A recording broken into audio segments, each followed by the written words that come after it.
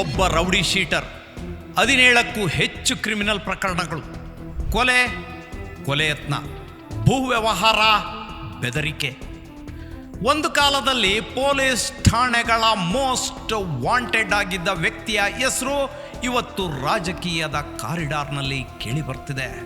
Bengaluru under ವರ್ಲ್ಡ್ನಲ್ಲೇ ಒಂದು ಕಾಲದಲ್ಲಿ silent ಆಗಿಯೇ ಗೇಮ್ ಆಡಿದಂತಹ ವ್ಯಕ್ತಿ ಆತ. ಹೆಸರು ಸೈಲೆಂಟ್ ಸುನಿಲ. ಇವನ ನಿಜವಾದ ಕತೆ ಏನು? ಅಪರಾಧ ಲೋಕದಿಂದ ರಾಜಕೀಯಕ್ಕೆ ಎಂಟ್ರಿ ಕೊಡ್ತಿರೋದು ಯಾಕೆ? ಇದರ ಹಿಂದೆ ಇದೆಯಾ ಮತ್ತೊಂದು ದೊಡ್ಡ ಪ್ಲಾನ್? ಸೈಲೆಂಟ್ ಸುನಿಲ ಅನ್ನೋ ಅವತ್ತಿನ ರೌಡಿ ಇವತ್ತಿನ ಸಮಾಜ ಸೇವಕನ ಪಿನ್ ಟು ಪಿನ್ ಡೀಟೇಲ್ಸ್ ಕೊಡ್ತೀನಿ. ಅದಕ್ಕೂ ಮುನ್ನ ನೀವಿನ್ನೂ ಚಾನಲನ್ನು ಸಬ್ಸ್ಕ್ರೈಬ್ ಮಾಡಿಲ್ಲ ಅಂದರೆ ಈಗಲೇ ಸಬ್ಸ್ಕ್ರೈಬ್ ಬಟನ್ ಮೇಲೆ ಕೈ ಇಟ್ಟು ಬಿಡಿ.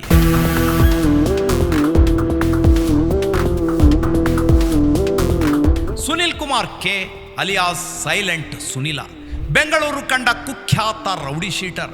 ಇವತ್ತು ಅದಕ್ಕೆ ತದ್ವಿರುದ್ಧ silent politician, silent social worker, silent land dealer, the silent leader.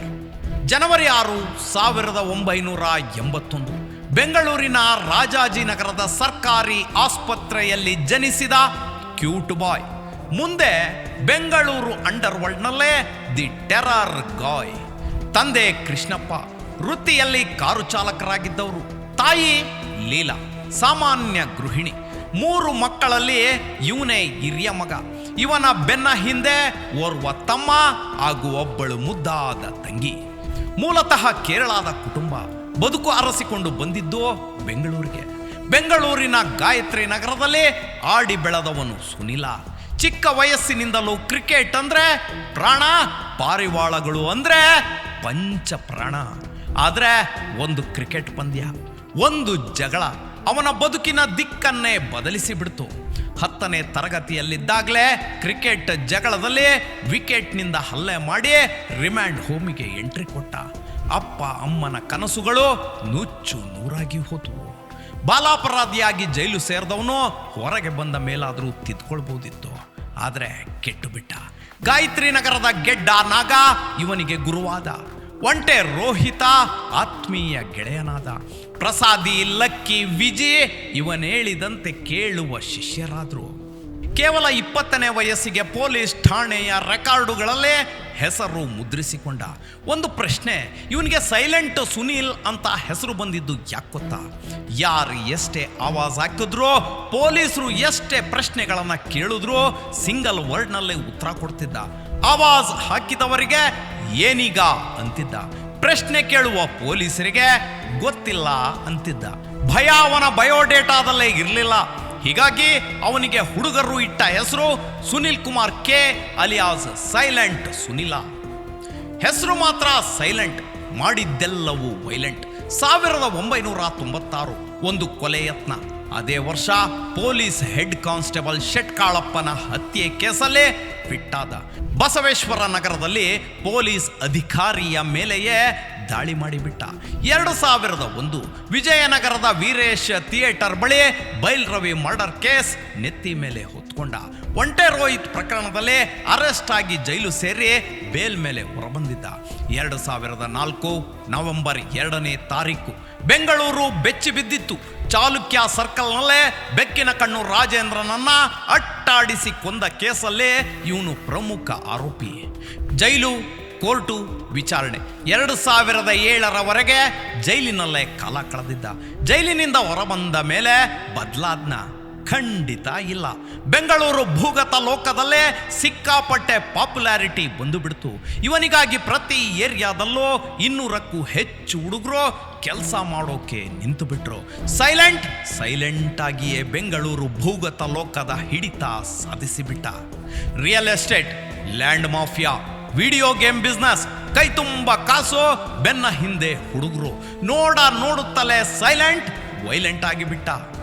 2009ರಲ್ಲಿ Yelahanka ಉಪನಗರದ ಜಿಮ್ನಲ್ಲಿ ವರ್ಕೌಟ್ ಮಾಡ್ತಿದ್ದ ಬುಲೆಟ್ ರವಿ ಹಾಗೂ ವಾಸು ಎಂಬಿಬ್ಬರ ಡಬಲ್ ಮರ್ಡರ್ ಕೇಸ್ನಲ್ಲೂ ಸುನಿಲನ ಹೆಸರು ಕೇಳಿಬಂತು. ಇದೇ ವರ್ಷ ಹೆಣ್ಣೂರಿನಲ್ಲೇ ಪ್ರಶಾಂತ್ ಹಾಗೂ ಎಮ್ಮೆ ಮಂಜನ ಚಾಪ್ಟರ್ ಕ್ಲೋಸ್ ಆಗಿತ್ತು.